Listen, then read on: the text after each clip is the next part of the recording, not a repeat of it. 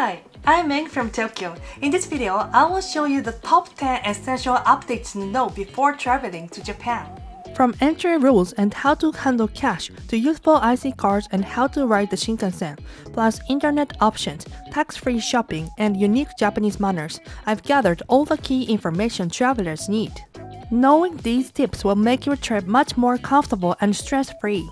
So, let's dive into the 10 Japan travel essentials. We also offer private tours in Tokyo, Osaka, and Kyoto, so feel free to contact us through the link below. Alright, then let's go. Number 1. Japan Entry Essentials. First, let's go over the entry essentials, the basic requirements for entering Japan. In Japan, there are no special conditions for the remaining validity of your passport. As long as it's valid, you can enter. However, be careful if you are transiting through another country. For example, some countries like Singapore as well as certain airlines may require at least 6 months of validity. If you don't meet this condition, you could be denied boarding.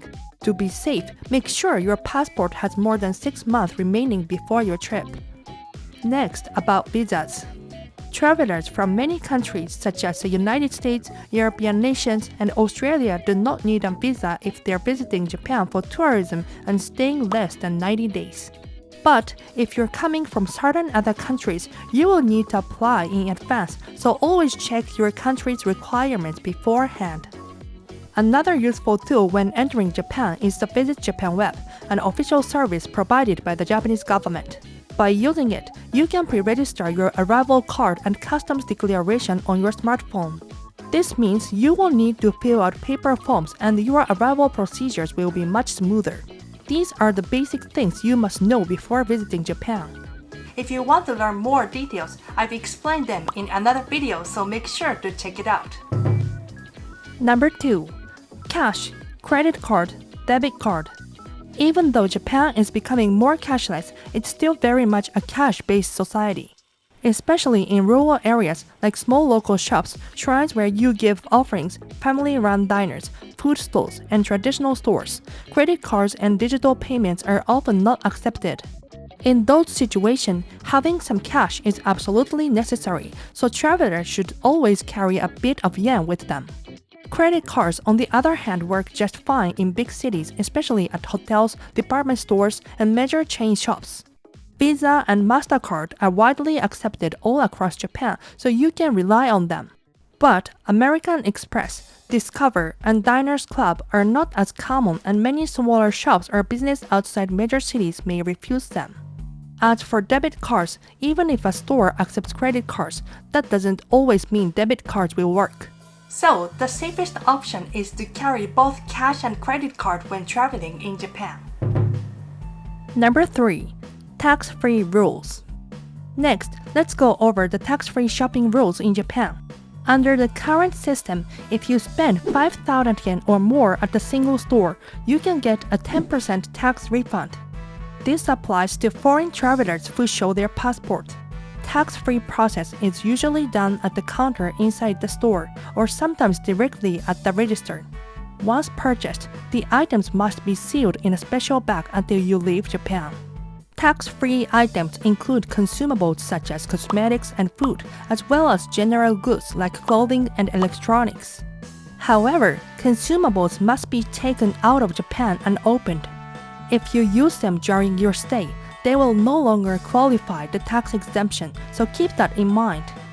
Also, please note that starting in November 2026, the tax-free system is scheduled to undergo a major change. Depending on when you travel, the rules may be different. For more details, I've explained another video, so make sure to check it out.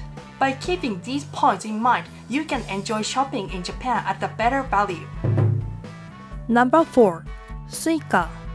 When traveling around major areas such as Tokyo, Osaka, and Kyoto and Nara, the most convenient way to get around is by train or bus. And the one thing you absolutely need is Suica. Once you have a Suica card, you can simply tap to ride trains, subways, and buses. It also works for cashless payments at convenience stores, vending machines, and even some restaurants. No more buying tickets or counting coins.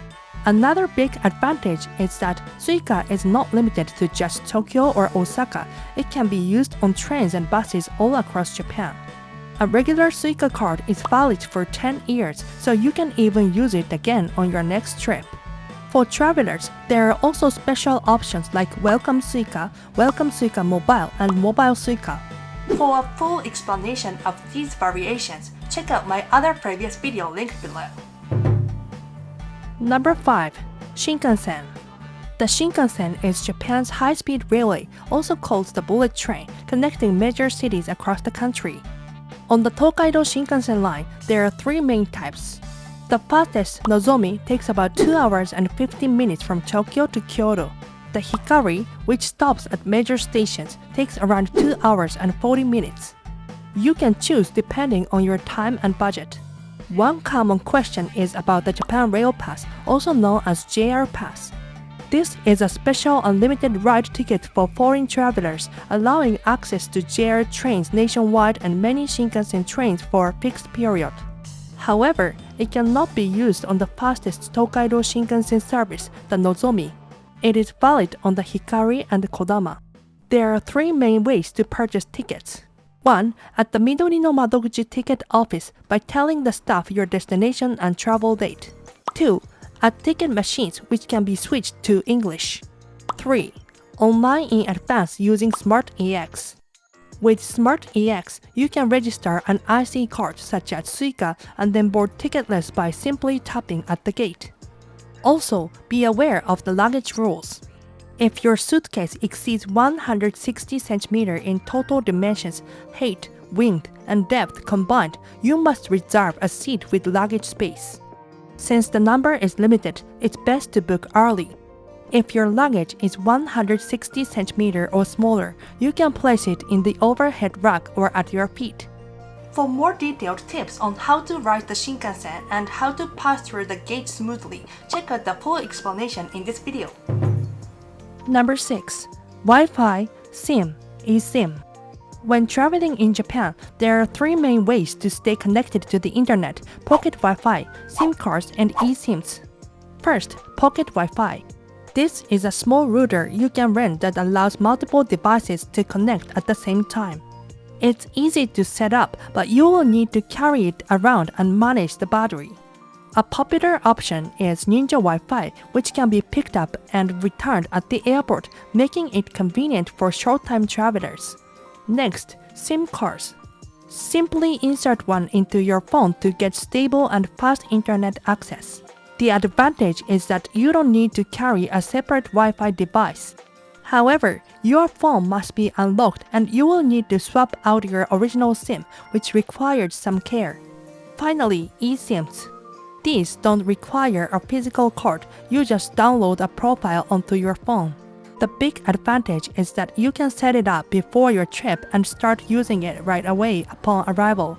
One of the great options is Mobal, which offers excellent English support and even plans with voice calls, making it ideal for long-term stays. Another recommended option is Saily, which can be managed easily through an app and is perfect for short-term travel. I explained Saily in more detail in my previous video, so check that out if you are interested. In summary, for group travel, go with Ninja WiFi.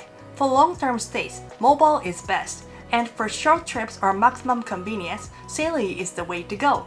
Choose the option that fits your travel style. You will find links in the description below. Number 7. Useful apps. There are many useful apps for traveling in Japan, but the 3 I recommend the most are these. First, Google Maps. Absolutely essential for travel and navigation. Next, Google Translate, which lets you translate menus and signs with your camera, making it especially helpful in rural areas. And finally, Navitime Japan Travel, a very convenient app for finding train and bus routes. With just these 3 apps, you can travel around Japan with confidence. For a more detailed list of useful apps, check out my other video. Number 8. Best season and worst season. It's very important to know the best and worst seasons for traveling to Japan. Let's start with the best seasons. The most popular is spring during cherry blossom season from late March to early April. Another is autumn around November when the fall foliage is at its peak. During these times, the weather is comfortable, the scenery is beautiful, and it's the perfect timing to visiting Japan. On the other hand, the worst season is from July to August. Summer in Japan is extremely humid and temperatures can rise close to 40 degrees. Exploring outdoor tourist spots becomes difficult and walking around can feel very exhausting. Of course, summer also has its charms such as fireworks festivals and local events. But if comfort is your priority, spring or autumn is highly recommended. If comfort is your priority, spring or autumn is highly recommended. I also go into more detail about this in another video, so check that out if you're interested. Number 9. Travel scams. There are 3 major types of scams that target foreign tourists in Japan. The first is soliciting taxis. In the past, you could tell fake taxis by their white license plates, while green plates meant they were legitimate. But now, even some green plate taxis solicit passengers and overcharge them. Don't assume a taxi is safe just because it has a green plate. Never get into one that approaches you. The second is bar scams. These are especially common in nightlife districts like Shinjuku's Kabukicho or Roppongi. You may be invited in with promises like just one drink or no cover charge, but later be presented with a bill that's many times higher than expected. Even if someone speaks to you in English, the safest choice is to ignore them and not follow. The third is fake monks. In tourist areas of Tokyo and Osaka, people dressed as monks approach visitors, asking for donations or selling prayer beds and charms at high prices. Around Ueno Toshogu Shrine, there have even been cases where tourists were pressured to pay about 10,000 yen. Real monks in Japan do not solicit money on the street. If you'd like to learn about even more scams in detail, make sure to check out my other videos. Number 10. Basic restaurant rules. There are a few basic things you should know about restaurants in Japan. First, water is basically always provided for free. There's no problem in places like fast food shops or ramen restaurants, but in izakayas or slightly more stylish restaurants at night, there's often a one-drink rule, meaning each person is required to order at least one drink. In addition, izakayas have a system called otoshi. This is a small appetizer that is automatically served at the beginning regardless of what you order. A few hundred yen will be added to your bill for it. While this may seem unusual for tourists, it's part of Japanese izakaya culture and is generally unavoidable. You should also be aware of chopstick etiquette. Pointing chopsticks at people, sticking them into food, or leaving them standing upright in a bowl of rice are considered very rude, as the last one resembles funeral rituals. These actions must be avoided. Finally, when it comes to paying the bill, very few restaurants allow you to pay at the table. In most cases, you go up to the cashier and settle the payment there. By knowing these basics, you can enjoy dining in Japan more comfortably and with confidence. Okay, so don't forget to subscribe and hit the like button. I've summarized the basics every tourist should know, but I go into more detail in another video. If you're interested, make sure to check that one too. See you in the next video!